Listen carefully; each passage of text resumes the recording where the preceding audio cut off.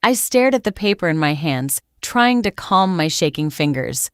The document on my studio workbench was an official deed transfer for my childhood home in the Hudson Valley, the stone house where I grew up and where my mother carved her sculptures.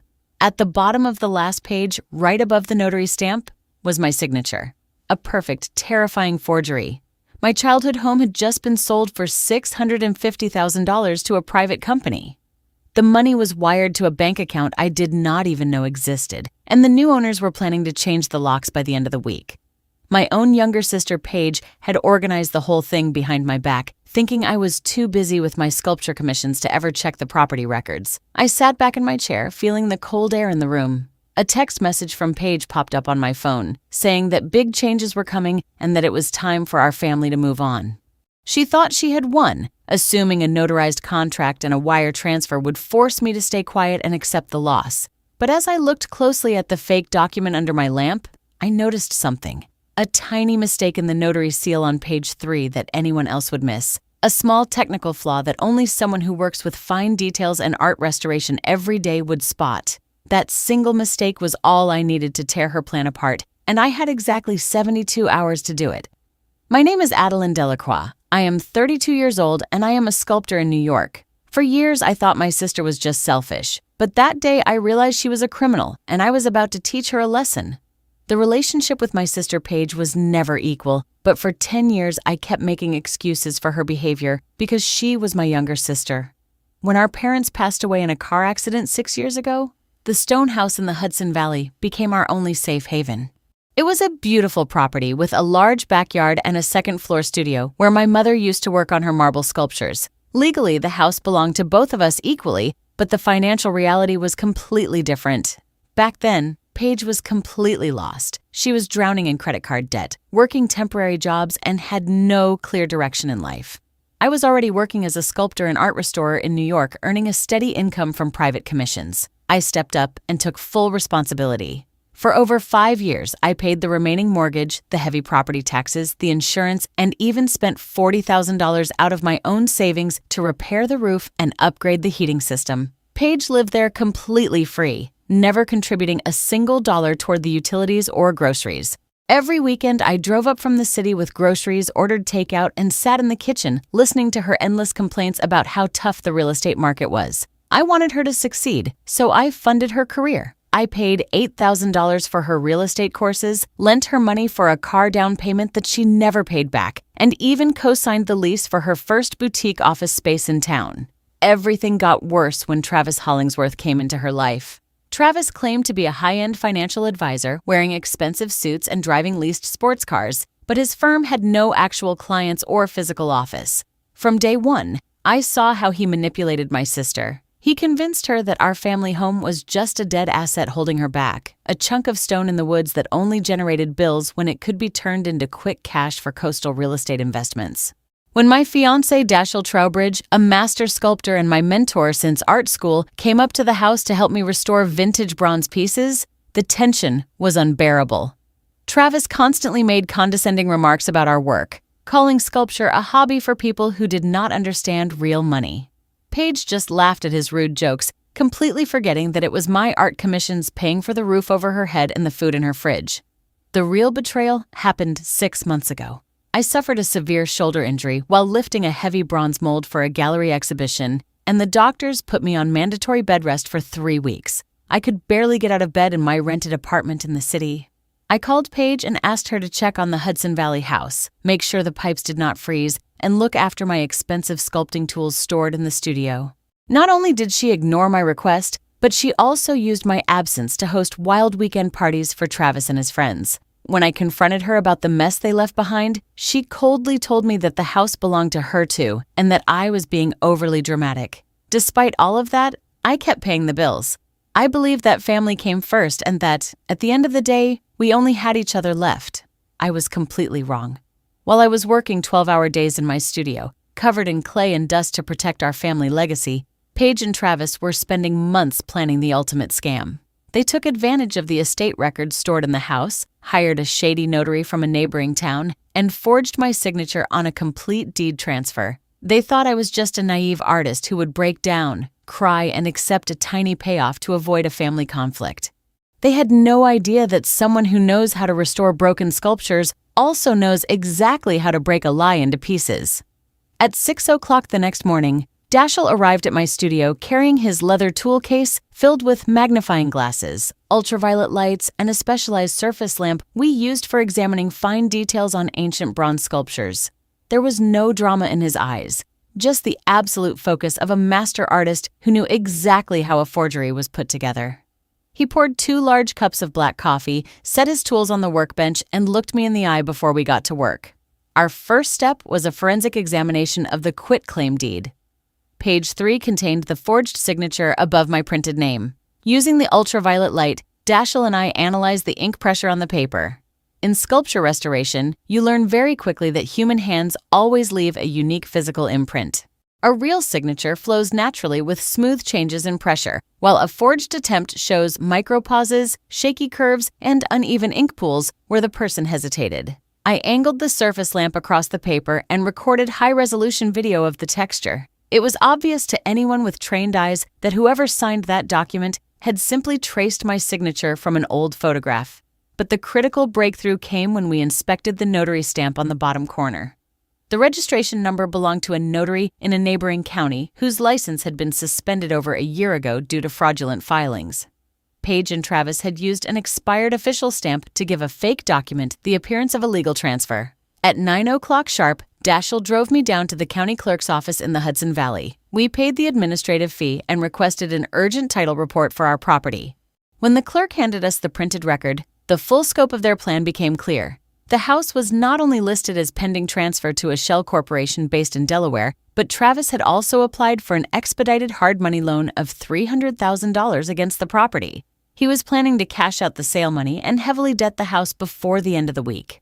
While we were sitting in Dashiell's truck outside the county building, an email arrived in my inbox. It was an anonymous folder sent by a former office assistant at the real estate agency where Paige used to work, a woman I had helped months ago by restoring an antique frame for her family. The folder contained screenshots of group text messages between Paige, Travis, and the shady buyer. In those texts, they openly discussed taking advantage of my upcoming gallery show in Boston to rush the paperwork through, splitting the loan proceeds into offshore accounts, and boasting that I was too passive to ever sue my own sister. Dashiell held my hand as we headed back to the studio. He reminded me that fine art taught us never to rush a restoration because creating a solid case required patience and proper layers. We opened a spreadsheet on my laptop and began building our master dossier. We logged every bank transfer I had made over the last 6 years for property maintenance, every official receipt for the roof repairs, signed in my name, 4K close-up photos of the invalid notary seal, and our forensic video analysis of the forged signature. By 4 in the afternoon, our 40-page report was printed, organized in a heavy binder, and backed up on an encrypted flash drive. There was no anger in our movements, just the quiet precision of 2 artists preparing a final presentation. We had gathered enough physical evidence to prove not just a civil property dispute, but felony forgery, grand larceny, and bank fraud. Paige thought I was sitting in my studio crying over old photos. She had no idea that in less than 24 hours, the district attorney's office would have irrefutable proof of her crimes sitting right on their desk. On Thursday evening, Paige called me with an unusually sweet tone, as if we had never had a single argument in our lives. She invited me to a dinner at an upscale steakhouse in downtown Manhattan, claiming that Travis was paying for everything. She said they had massive news to celebrate and that it was essential for me to be there because it concerned the future of our family. Dashiell wanted to come inside with me, but I asked him to wait in his truck 2 blocks away with our binder of evidence. I needed to look my sister in the eye one last time before taking action.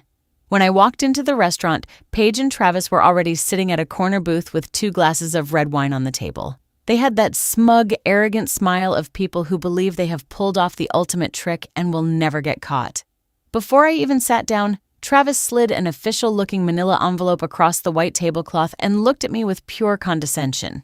He told me they had found an unbelievable investment opportunity in Florida and had decided to sell the Hudson Valley Stonehouse to generate quick capital. When I calmly asked him how they planned to sell a house that belonged to me just as much as it belonged to Paige, my sister dropped her glass onto the table with dramatic flair. She started talking loudly so the people at neighboring tables could hear her speech.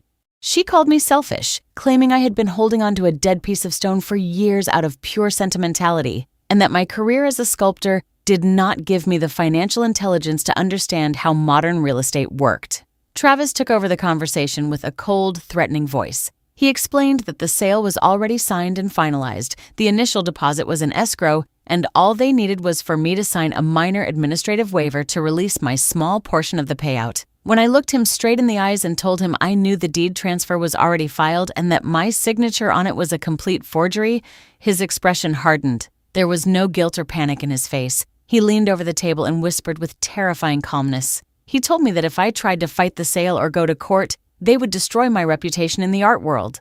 He claimed they had stacks of expense receipts under Paige's company name proving I had lived off her generosity for years, and that they would tell every gallery owner I worked with that I was suffering from severe emotional instability and paranoia. Paige nodded along, checking her manicured nails, telling me that no judge or gallery director would ever believe an emotional artist over an officially notarized legal document. The final piece of blackmail came when Paige pulled out her phone and showed me the screen. They had already changed the security codes on the front gate of our Hudson Valley house and hired a private security guard to block me from entering starting the very next morning. They gave me a strict 24-hour deadline to accept the insultingly small sum they were offering or walk away with absolutely nothing while facing hundreds of thousands of dollars in legal fees in a court battle that would take 5 years to settle. I listened to every single word without my hands shaking or my voice breaking. I did not argue, I did not raise my voice, and I did not try to convince them to do the right thing. I simply slipped the unsigned waiver back into my handbag, stood up from the booth, and left enough cash on the table to cover my drink. As I walked out toward the exit, I heard Travis laughing quietly behind me, convinced that my silence was the reaction of a defeated woman going back to her studio to cry. They had no idea that 2 blocks away, Dashiell was sending the final digital copy of our forensic report to the district attorney's financial crimes unit, and that the trap was about to spring. When I got back to the truck where Dashiell was waiting, there was no time for tears. We drove straight to the office of a senior forensic document examiner, a certified expert who had spent 20 years working with the FBI and local law enforcement on art forgery and deed fraud cases. Dashiell had arranged the emergency late-night meeting while I was at the restaurant, bringing along our digital scans and high-resolution photos of the quitclaim deed. The examiner placed the county filing under a high-powered digital microscope and ran infrared ink testing across my supposed signature. In less than 15 minutes, the monitor displayed a damning analysis. The signature was not just a copy. It had been digitally traced from an old medical release form I had signed 3 years ago, then printed using low-pressure blue ink before being traced over with a ballpoint pen. The microscopic paper indentation and ink distribution proved beyond any doubt that it was a mechanical forgery. While the examiner was printing his official certified report, Dashiell handed me a folder containing a crucial discovery he had secured earlier that afternoon.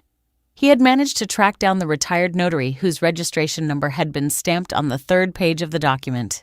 The woman, furious that her credentials were being used to commit real estate fraud in the Hudson Valley, signed a sworn affidavit for the sheriff's department confirming that she had never notarized the deed and that the seal was completely fraudulent. With the forensic examiner's certified report and the notary's sworn affidavit in our hands, the legal trap was airtight. This was no longer just a bitter family feud over an inheritance. It was an organized criminal enterprise involving felony forgery, grand larceny, mortgage fraud, and identity theft. Dashiell looked at me with a calm, reassuring smile as he packed the stamped documents into our leather binder, telling me that our preparation was finished, and it was time to let the law handle the rest. At 10 o'clock that night, we walked into the county sheriff's department in the Hudson Valley. We presented the entire dossier directly to the lead investigator on duty. As the detective reviewed the forensic breakdown, the sworn affidavit, and the text messages detailing the offshore bank accounts, he did not hesitate for a single second. He immediately contacted the duty judge at the county courthouse to request emergency injunctions and arrest warrants. The judge signed an immediate stay of execution on the property title, completely freezing any pending sales, mortgage applications, or lock changes on our childhood home. Because of the clear risk of evidence destruction and the fact that Travis and Paige had hired private guards to seize the property the following morning, the magistrate also issued an emergency arrest warrant for felony land fraud. We left the station at midnight as a light rain began to fall over the Hudson Valley. Paige and Travis were sleeping soundly in their Manhattan apartment, completely convinced that their threats had forced me into submission. They had no idea that squad cars were already assigned to the Hudson Valley property for early the next morning and that their arrogant scheme was about to end in handcuffs. At 8 o'clock on Friday morning, the air in the Hudson Valley was crisp and clear. 2 marked Sheriff's Department SUVs and an unmarked detective vehicle pulled up right outside the iron gates of my childhood stone home. Dashiell and I were parked 50 yards down the road, watching everything quietly from inside his truck. Paige and Travis had arrived just 10 minutes earlier, accompanied by a private locksmith and a prospective buyer whom they intended to tour through the house before finalizing the deal. Before I tell you what happened when the deputies stepped onto the driveway, I want to ask everyone listening to this story a question. If you found out that a member of your own family had forged your signature to steal your childhood home, would you press full criminal charges, or would you back down to avoid a family scandal? Leave your answer in the comments below, because for me, the choice was clear from the very first second. The lead detective stepped out of his vehicle carrying the signed arrest warrants and the emergency court injunction. While the private locksmith hired by my sister was trying to drill out the front door lock, 2 armed deputies walked around the side of the house to block any exit points. Paige stepped onto the stone porch wearing a designer coat and oversized sunglasses, waving her arms and yelling at the officers that this was private property and threatening to call her Manhattan attorneys. The detective did not even flinch. He unfolded the court order right in front of my sister's face and read her rights aloud, officially charging her with felony forgery, grand larceny, and real estate fraud. Paige's face completely turned pale. The smug arrogance she had displayed during our dinner in the city vanished in an instant, replaced by utter terror as the metallic click of handcuffs echoed across the quiet neighborhood. Travis tried to slip out toward the back garden to dump his phone into the brush where he kept all his messages about the offshore accounts, but a deputy cut him off immediately, forcing him down onto the grass and placing him in heavy restraints while the neighbors came out onto their porches to watch. The prospective buyer, realizing he had almost handed over hundreds of thousands of dollars for a fraudulent deed, began screaming at Travis in a panic as the officers loaded both of them into the back of the police transport. I walked slowly up the stone path to the porch where my mother used to carve her art. Paige looked at me through the window of the sheriff's SUV with tears streaming down her face, mouthing pleas for me to drop the charges, crying that it was all a misunderstanding and that family should not do this to each other. I did not say a word. I simply held up our leather binder containing the forensic reports and the receipts proving that every stone of that house had been maintained by my hard work. The deputies placed bright yellow police tape across the front door and handed me the temporary keys as the legal custodian appointed by the court. As the patrol cars drove away down the winding valley road with their lights flashing, peace finally returned to the property. The elaborate tower of greed and lies that my sister and Travis had spent months building had collapsed into complete ruin in less than 30 minutes. 6 months after that morning in the Hudson Valley, the New York State Supreme Court handed down its final verdict. Paige was convicted of felony forgery and attempted grand larceny, receiving a 3-year prison sentence and a permanent bar from working in the real estate industry. Travis received 5 years in state prison after the financial investigation revealed a long history of wire fraud and illegal loan schemes across multiple states, along with an order to pay full restitution. Our childhood home was legally restored to its rightful status. With Dashiell's help, I fully renovated my mother's old studio, cleaning her original marble pieces and opening the large windows so the valley sunlight could fill every room once again. In that very same garden where Paige tried to sell our family legacy, Dashiell and I held a quiet wedding, surrounded only by the true friends who had stood by us when everything was on the line. For years, I lived under the false belief that enduring someone else's selfishness was proof of family loyalty. I thought that if I paid her debts, swallowed her insults, and carried the entire financial burden on my back, she would eventually learn to appreciate my effort. I had to learn the hardest way possible that some people do not view your generosity as love, but as a weakness to be exploited until you are left with nothing. The people who praise you for being the strong backbone of the family are often just looking for someone to carry the weight of their own bad choices. True generosity should never demand that you surrender your self-respect or sacrifice your own life. Setting firm boundaries against greed is not an act of revenge. It is the only way to protect your dignity and honor the memory of those who truly loved you. Today, when I look at the stone house glowing in the sunset, I know that the greatest sculptures are not just the ones we carve out of marble or bronze, but the lives we rebuild after breaking free from the people who tried to destroy us. And if anyone ever tries to convince you that you are a stranger in your own home, just remember to show them whose signature stands on the real documents.